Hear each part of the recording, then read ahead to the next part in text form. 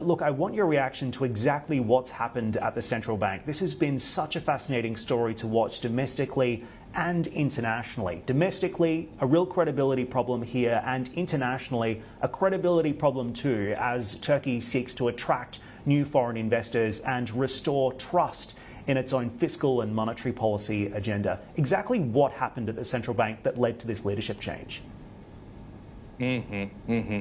The new leadership change came from the personal shortcomings of the former governor.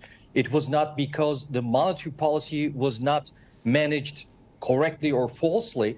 It was some personal relationships in the bank. The family members somehow, interestingly, got involved in the daily decision-making processes of the bank.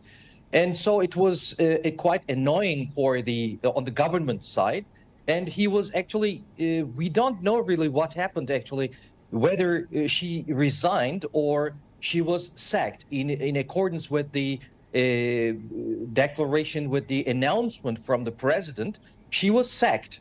So it is not because the interest rate got up from 88.5% to 45%, because her some management-related shortcomings, some failures in managing the central bank was the cause actually of the problem.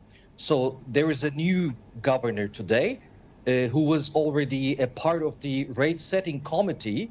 So he was part of the decisions increasing the policy rate of the central bank from 8.5% to 45%, and that's why we don't expect any change as far as the monetary policy management or monetary policy implications are concerned.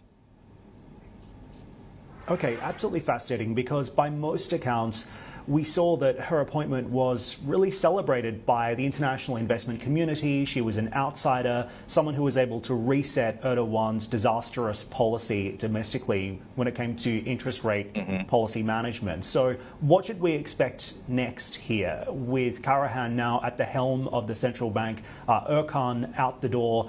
You say policy continuity. What does that look like? Well, I think, and in order to have consistent monetary and fiscal policies, the central bank should continue what the central bank has been doing since June 2023. So the inflation rate is going up. And according to the reports which were released in 2023 by the central bank, it was obvious that the new team was expecting the inflation rate to go up further, up to 70% roughly. So we are not there yet, but it is in line with the central bank's expectations. So I think the central bank is not going to raise interest rates further in the coming days, but if the fiscal and monetary policies are not consistent and overall the economic policies of Turkey are not coherent, then we might expect a new increase in interest rates in the coming months. But the philosophy, the principles are not expected to change with the new governor.